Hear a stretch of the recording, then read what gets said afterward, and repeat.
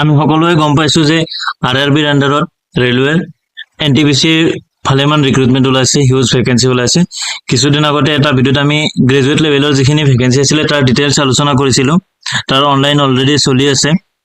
এতিয়া আমি যিখিনি আণ্ডাৰ গ্ৰেজুৱেট লেভেলৰ হয় হায়াৰ ছেকেণ্ডাৰী কোৱালিফিকেশ্যনৰ তাৰ বিষয়ে আমি ডিটেইলছ কৰিম। ইয়াৰেও অনলাইন অলৰেডি ষ্টাৰ্ট হৈ গৈছে আৰু ডিটেইল যিটো আমাৰ গুৱাহাটী জোনত কিমান পোষ্ট, কোনটো জোনত কিমান পোষ্ট আছে, লগতে তাৰ সবিশেষ আলোচনা কৰিম। এই যিটো হায়াৰ ছেকেণ্ডাৰী ৰিক্ৰুটমেণ্ট ওলাইছে হায়াৰ ছেকেণ্ডাৰী এনটিপিচিৰ কাৰণে, ইয়াৰ অনলাইন এপ্লিকেশ্যন অলৰেডি ষ্টাৰ্ট হৈ গৈছে 21 ছেপ্টেম্বৰৰ পৰা আৰু ইয়াৰ ক্লজিং ডেট অক্টোবৰৰ 20 তাৰিখ। তো আপোনালোকৰ কাৰেকশ্যনৰ ডেট থাকিব 23 অক্টোবৰৰ পৰা 1 নৱেম্বৰলৈকে। কিবা যদি ভুল হয় সেইখিনি কাৰেকশ্যন কৰিব পাৰিব। কিন্তু আগৰ ৰিক্ৰুটমেণ্টতো এইটো কথা কৈছিলোঁ যিটো গ্ৰেজুৱেট লেভেলত, যে কিছু ডিটেইলছ কাৰেক্ট কৰিব পাৰি, সকলোবোৰ ডিটেইলছ কাৰেক্ট কৰিব নোৱাৰি। নিজৰ নাম, date of birth, category, phone number, email ID এইখিনি বস্তু কাৰেক্ট নহয়। তাৰপিছত আপোনাৰ হায়াৰ ছেকেণ্ডাৰী লেভেলৰ যদি আমি পোষ্টৰ কথা পাতোঁ, তো হায়াৰ ছেকেণ্ডাৰী লেভেলত 4টা কেটেগৰী পোষ্ট আছে। Commercial cum ticket clerk, accounts clerk cum typist, trains clerk, junior clerk cum typist, এই 4টা পোষ্ট আছে।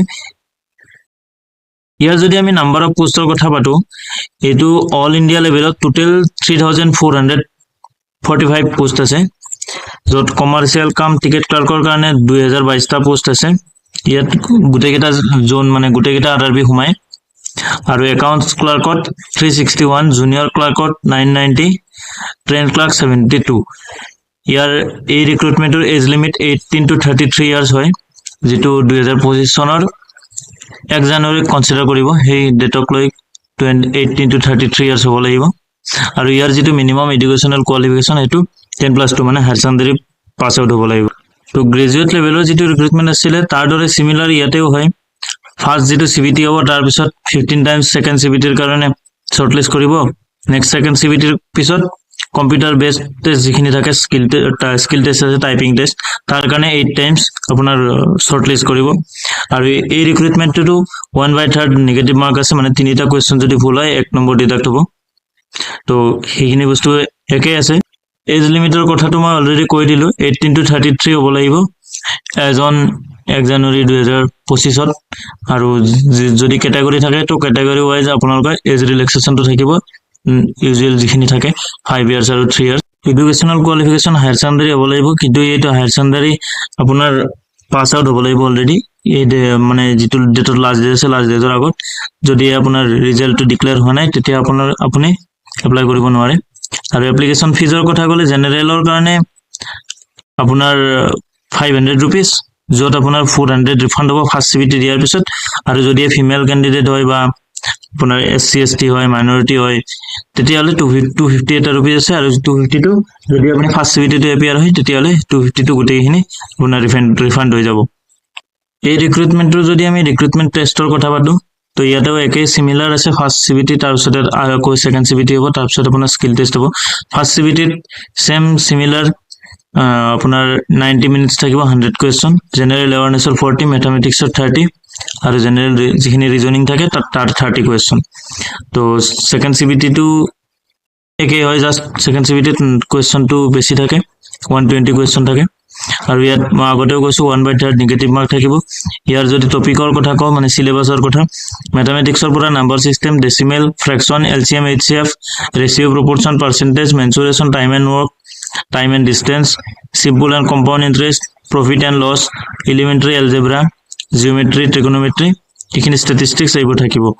আৰু ৰিজনিঙত আপোনাৰ analogy, number and alphabetical series, coding decoding, mathematical operations, similarities, differences, relationships, analytical reasoning, silog, sampling, puzzling, statement conclusion, এইবোৰ আপোনাৰ diagram basis যিখিনি থাকে, আপোনাৰ মেপছ এইবোৰ থাকিব। আৰু জেনেৰেল এৱাৰনেছতো একেই, history, polity, current affairs, geography, তাৰপিছত আপোনাৰ এনভাইৰনমেণ্টেল, এইখিনি মানে ইউজুৱেল যিখিনি আগত চিলেবাছটো দুয়োটা ৰিক্ৰুটমেণ্টৰে একেই হয়, মানে হায়াৰ ছেকেণ্ডাৰী লেভেল আৰু গ্ৰেজুৱেট লেভেলত। জাষ্ট কুৱেশ্যন নাম্বাৰ অফ কুৱেশ্যনৰ লেভেলটো অলপ ডিফাৰেঞ্চ থাকিব, গ্ৰেজুৱেটত অলপ বেছি হায়াৰ লেভেলৰ হ'ব। নেক্সট আপোনাৰ ছেকেণ্ড CBT আহিব, যদিহে ফাৰ্ষ্ট CBT কোৱালিফাই কৰে।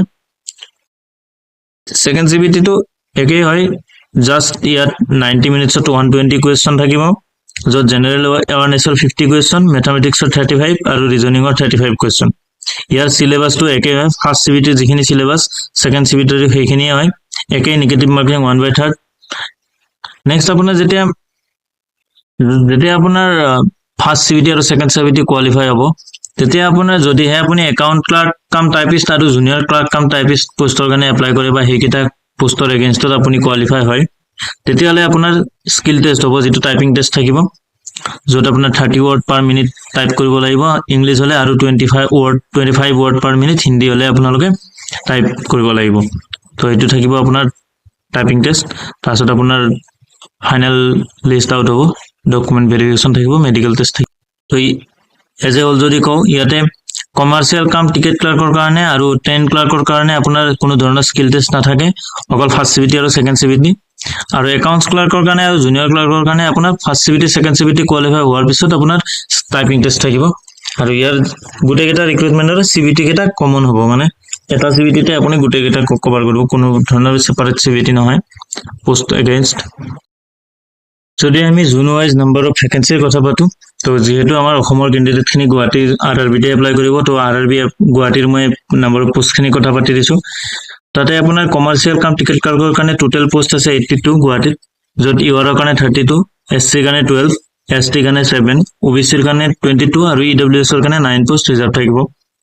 একাউণ্ট ক্লাৰ্ক কাম টাইপিষ্টৰ কাৰণে আপোনাৰ টোটেল 31 পোষ্ট আছে, য'ত ইউআৰৰ কাৰণে 13 থাকিব, আৰু জুনিয়ৰ ক্লাৰ্ক কাম টাইপিষ্টৰ কাৰণে টোটেল 59 পোষ্ট আছে, য'ত ইউআৰৰ 22, SC 9, ST 4, OBC 16, EWSৰ কাৰণে 8টা পোষ্ট আছে। আৰু যিটো ট্ৰেইন ক্লাৰ্ক আছে তাৰ কাৰণে টোটেল পোষ্ট আছে 3, য'ত ইউআৰৰ কাৰণে 2টা আৰু OBCৰ কাৰণে 1টা পোষ্ট আছে। টোটেল আপোনাৰ গোটেইকেইটা কেটেগৰী লগ লাগি 175 পোষ্ট আছে টোটেল RRB গুৱাহাটীত, য'ত 69 পোষ্ট ইউআৰৰ কাৰণে আছে, SCৰ কাৰণে 26, ST 13, OBC 47, EWSৰ কাৰণে 20।